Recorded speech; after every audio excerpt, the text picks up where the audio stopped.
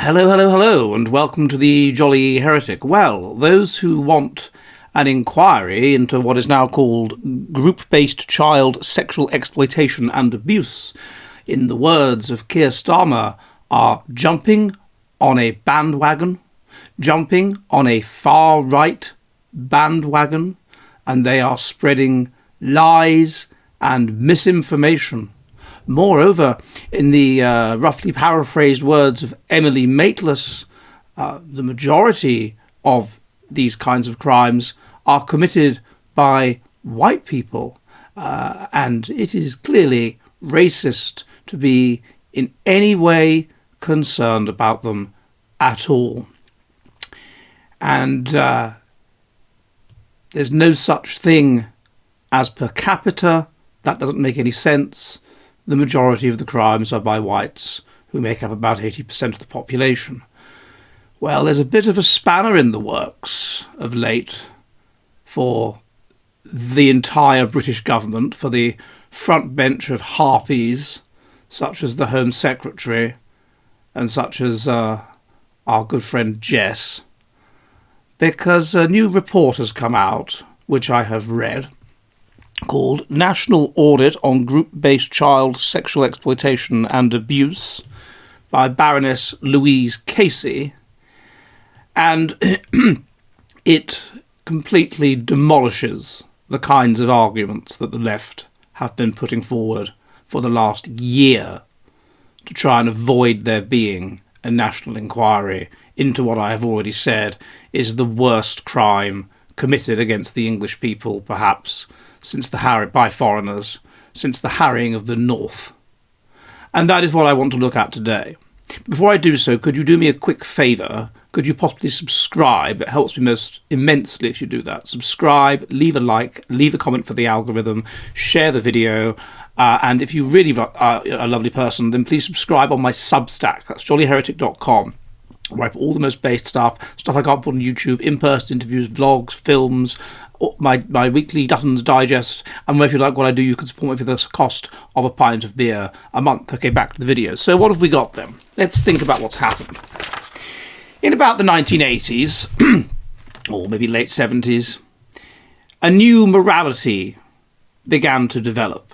A new morality out of a previous morality that already started, a morality that put feelings and concerns with equality and concerns with harm avoidance above the good of the group, above truth, above obedience to traditional authority, above traditional sources of wisdom and sanctity. And this eventually moved from issues such as sex and class to race. And then anti-racism developed as a new morality. And intelligent people realised this, and they jumped on the far left bandwagon and continuously, competitively signalled their anti-racism, such that nothing was more important than racism. Nothing mattered more. Nothing was more significant to morality. Not your behaviour, not your goodness, not your love, nothing. All that was important in a kind of Pharisaic way is that you symbolically showcased your anti-racism. And females, of course, were particularly involved in this movement because females are highly socially conformist and highly socially anxious, and so they tend to be at the vanguard of all of these kinds of psychological movements, people like our friend Jess and people like the Home Secretary and so on. And then the result of that, of course, was a climate of fear. Fear that these shrill harpies, fear that these woke, self-righteous, narcissistic gangs would come for you, fear of being accused of racism, so that problems in relation to race were increasingly suppressed and swept under the carpet and not talked about. And of course then women became more powerful in the society as social workers, police officers, counsellors, senior people, and this exacerbated, I think, further, because women are more concerned with harm avoidance and equality and conformity, exacerbated the problem. And this coincided with growing numbers of people of Pakistani descent living in poor ex-industrial areas of the country. And the report is clear on what they did. There was a simple system, basically. You identify a vulnerable underage girl. Maybe she's got learning difficulties. Maybe she's in care or in a foster home. You tell that this girl is not used to love. She's been abandoned. No one loves her. And you groom her to think that you're her boyfriend, and you give her love, and you love bomb her like a person would in a cult. You give her gifts, you give her alcohol, you make her feel special like a princess. You love bomb her, you bond her to you, and then in order to keep getting that love, she wants to do what you want her to do. And what you do is you pass her around to other Asian men who then sometimes indeed pay you for the privilege of using her, and you keep her compliant with drugs and alcohol, and sometimes, if necessary, physical violence. The details of this, I mean, you can read about it online or in a Dutton's Digest, but are so appalling. The individual details, such as an example of a Pakistani man branding his initials on the anus of a girl of about 13, as though she was his property. And this has been made worse by the internet and the fact that children use the internet, and so of course they can get into contact with them via the internet. It used to be they'd hang around car parks or something. Now it's the internet, and of course these hotels, these anonymous hotels that you get, that makes it worse. But these days about 40% of the interactions start online. What the report laid out is there are 500,000 victims in the UK of sexual abuse a year. In 2024, there were 100,000 victims of this kind of grooming, gang-related sexual abuse. Or exploitation, should we say, exploitation, of which 60% it was actually in real life. So online grooming 100,000, and 60% of that was real life grooming and interacting with people, to put it euphemistically. There are the victims, obviously, tend to be vulnerable children, and obviously, as you would expect, 76% of the perpetrators of this kind of behaviour are men. Why wouldn't they be? Now, shockingly, she found, going through all of the different reports from all of the different local authorities and all of the information that has been found, in two-thirds of cases, the ethnicity information was not reported.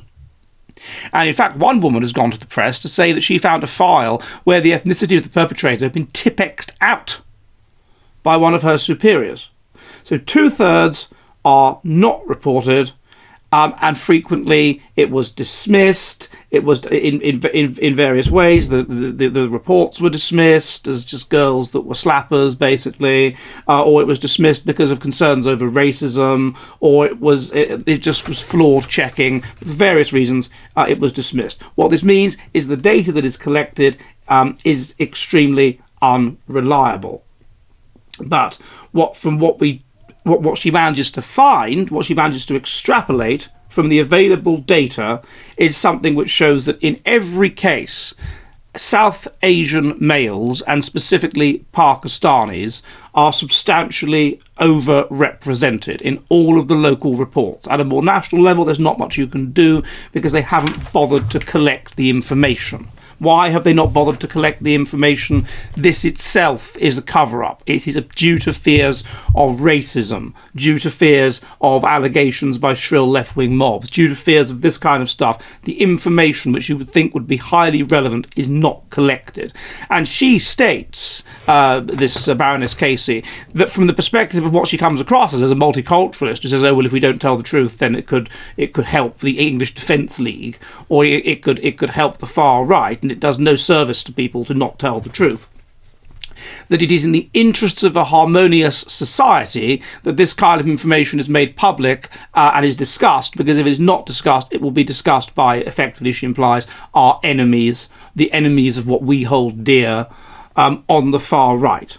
But from what she has to say, it is in every case that she highlights at the local level, South Asians are those who are involved, and certainly are overrepresented. And the most interesting thing in the report, I would say, is the refutation, this idea that left-wing people, they like per capita when you say, oh, there's not enough black per capita barristers. We need more black per capita barristers.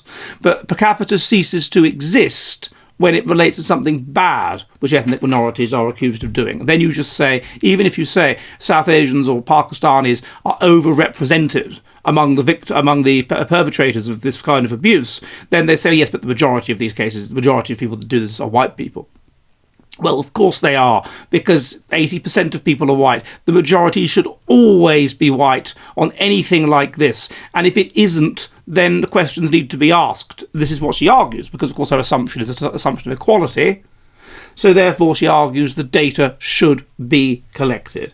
Now, in one particular case, what it showed, which was particularly interesting, is that in Manchester, between 2022 and 2025, according to the records of this kind of exploitation, 20% of the population of Greater Manchester were South Asian or Pakistani, yet 54% of the perpetrators of these crimes were Pakistani. So out goes the argument that, oh, the majority of people that do it are what? No. The majority of people that do it in a place where they are 20% of the population, the majority, the absolute majority, are Pakistani. So there's very little the left can say now as we watch their poignant struggle as they get more and more pressured to reveal the facts.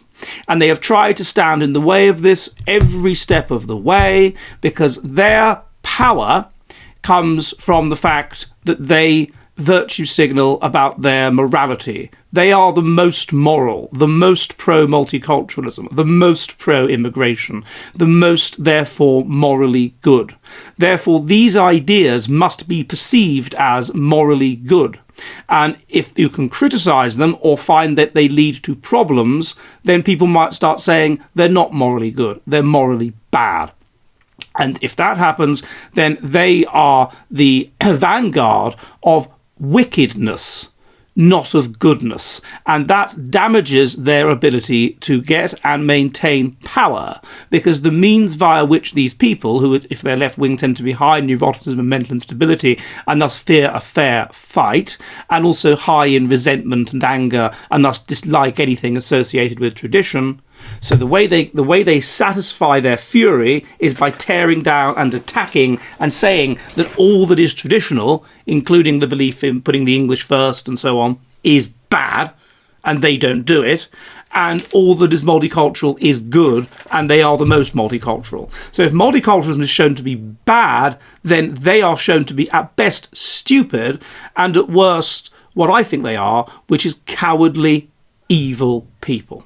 Cowardly, evil, selfish people who are concerned with their own maintenance of power and the satisfying of their own feelings of resentment over the good of their people, and absolutely and totally over the good of the white working class whom Labour was established originally to represent and help out of often grinding poverty. And yet it is these very working class people, or their descendants, the people at the bottom of the pile of the English, people brought up in care, people with parents who were drug addicts, it is these people whom they have thrown to the gang of wolves, who they have just discarded, whose interests they have not cared about in order to maintain what they euphemistically call social cohesion. What they mean is to not do something which undermines the ideology of multiculturalism, and not publicly criticise people who vote Labour, who vote for them, who keep them in power on block.